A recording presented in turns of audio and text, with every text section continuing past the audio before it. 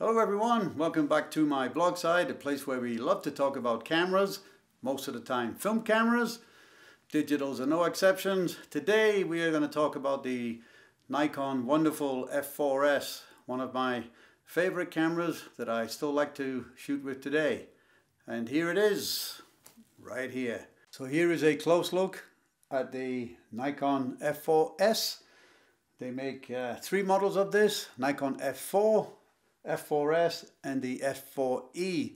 The F4 has 4 AA batteries, the F4s has 6 AA batteries, and the F4e has 8 AA batteries.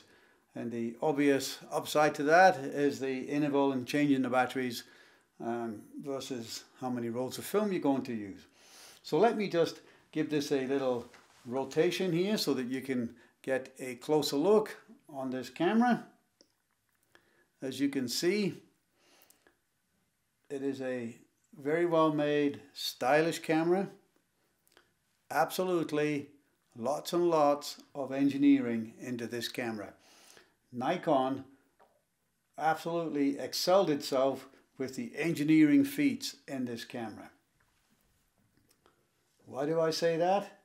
Well, it's true. This camera was a huge advancement over the F3 Nikon.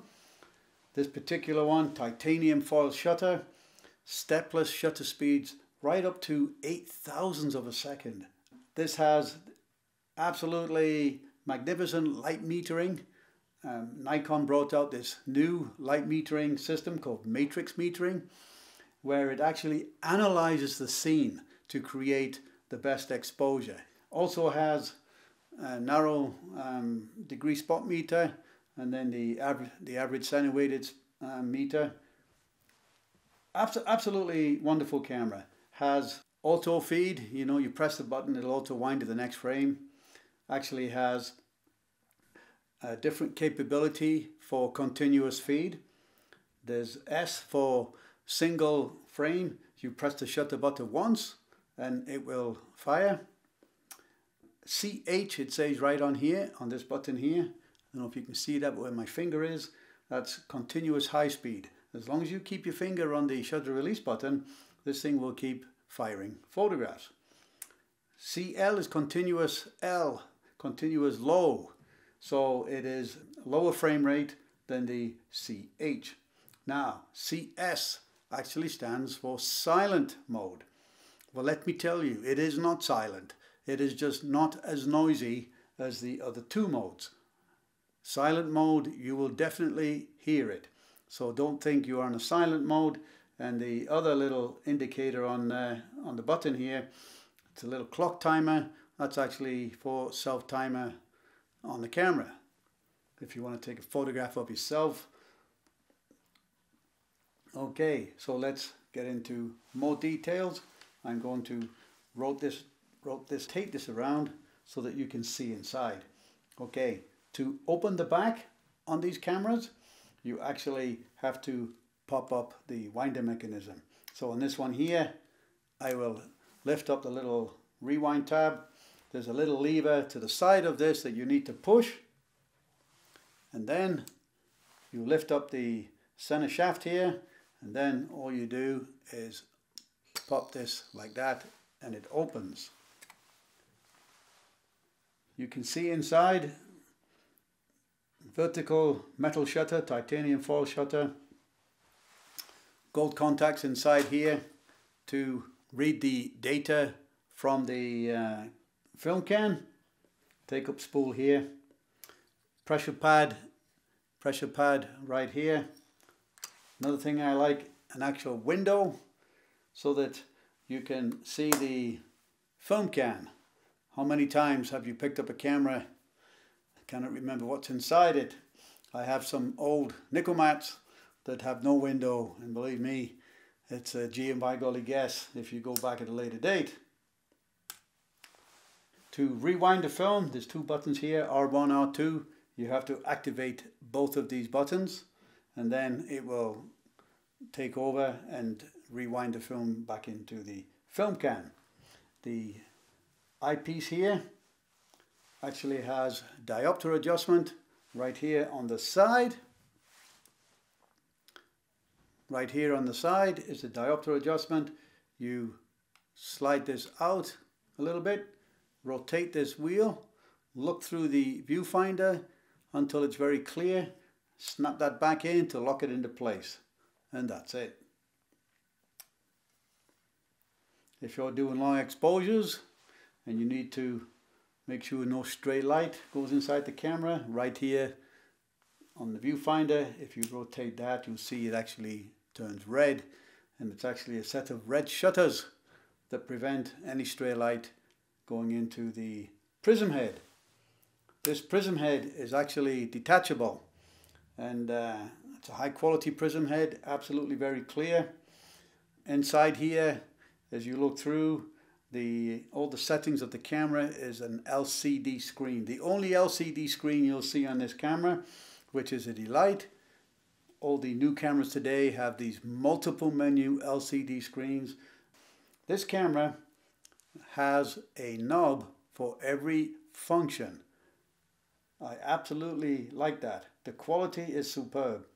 The on-off switch, high quality. You can just feel that it's a high quality switch. A button to release the on-off switch so that you don't accidentally, fire the shutter. The control knob here for the shutter speed. Little button in the middle. You rotate that. Absolutely solid click. Rubberized outer. It feels like a rubberized outer, but good grip. Even with gloves, you can manipulate this. Right here is a little lever. This is actually a little switch.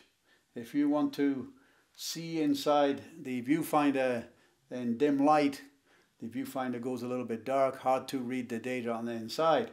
You slide this over, turn it on. I think that's actually off now. This is on. And it lights up green inside. So black lettering on green is actually very nice. Very nice and clear. The exposure meter inside is also very clear. All the details are inside. You don't have to lift your eye away from here. You can manipulate the shutter speed. All the details will display what settings that you have inside. This prism head is actually detachable. Nikon makes numerous other ones. If also below this prism head is a focusing screen, you can get different styles of focusing screens. I like detachable heads because sometimes somehow a little bit of dust will get in there and affect the clarity of the viewfinder. This comes off, you can clean it, airbrush.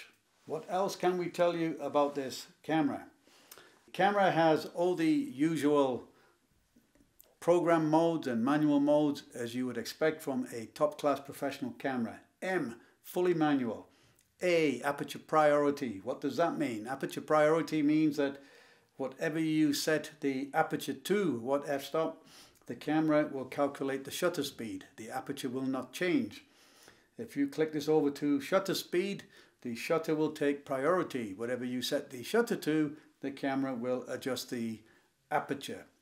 As long as you have the right lens, of course. You need an automatic lens to do that.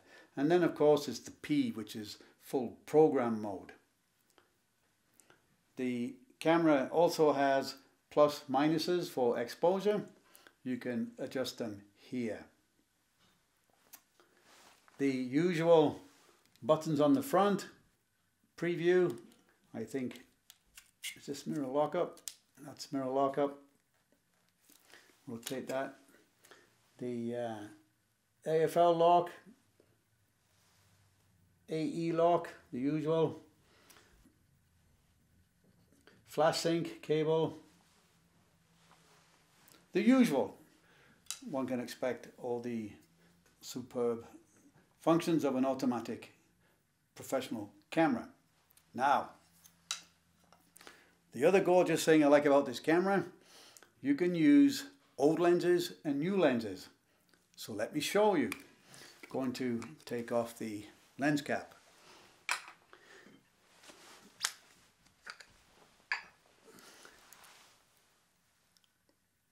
Here we have a mid-70s f4 200mm lens.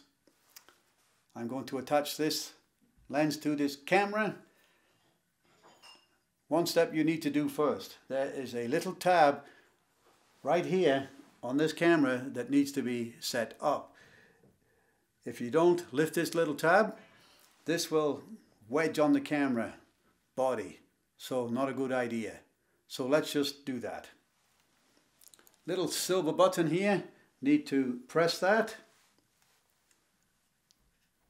Push that in, lift the tab. Of course I don't have any fingernails. There we go. The tab is now lifted, if you can see that. Then I can attach the lens.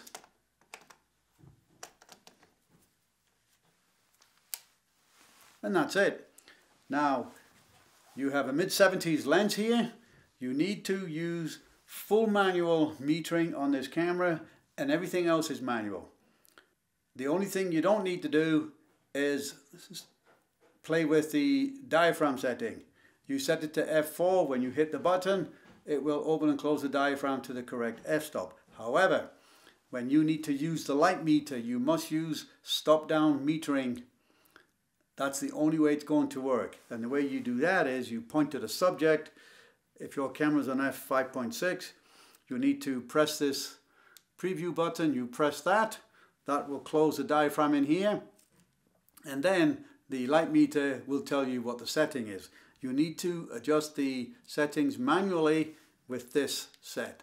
Now, once you've got that exposure set, as long as you don't change the shutter speed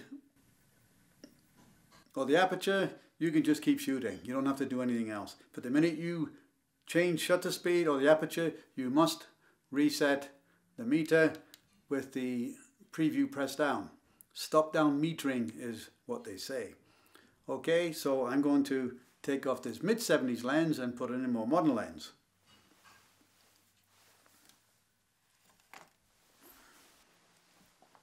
Here we have a Nikon 28mm silent wave motor lens, autofocus.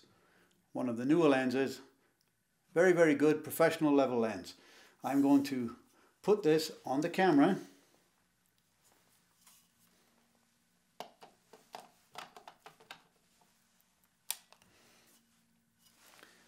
That's it. Now, this camera will function in full auto mode with this modern lens. You do not have to use stop-down metering.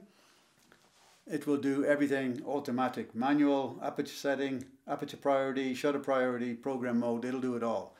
The absolute beauty about using this camera, you can use new modern lenses and you can use the older 70s, 80s lenses. The nice thing about that is that, first of all, you can buy these cameras an absolute song on eBay. They are going for shamefully low prices. And you can get lenses from the mid-70s that are absolutely superb if you're prepared to use the manual functions of a camera. And in fact, using things manually will help you learn about photography. Let me just show you the battery compartment in this camera. At the bottom here is the battery compartment release. You pull this out, rotate it, this part slides off. Right here you can put 3 AA batteries in here, but this camera takes 6, so where do the other 3 batteries go? Let me show you. Just put this here. Right here is another battery housing. You pull this out, 3 more AA batteries will go in here. Now, inscribed in the case are the polarity, the plus minus. So if you look at that, put the batteries in there, you will get the polarity correct. So let me just put this back.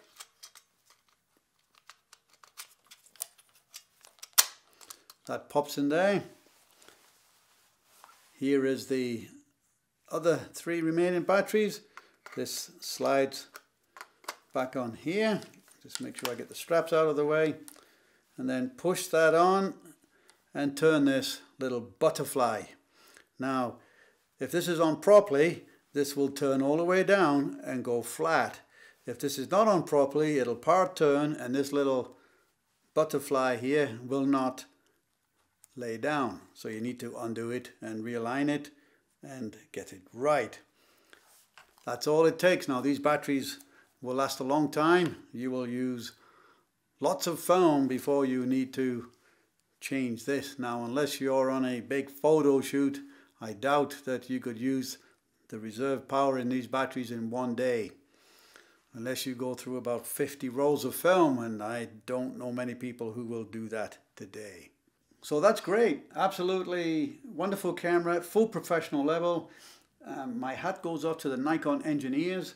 The amazing things that they put into this body. Now some people say this is a brick. Well, you know, professional gear is always heavy and strong. They do their best to keep the weight to a minimum, but to build strong and build tough, it takes a little more material. If you want something to fit in your pocket as you run around, this is not the camera for you. If you want a used camera that's likely to perform perfect for a long time and give you absolutely great results, this is the camera. This was the camera for the photojournalist and professional photographer in its day. And you could still class this as a full professional camera for those who shoot film.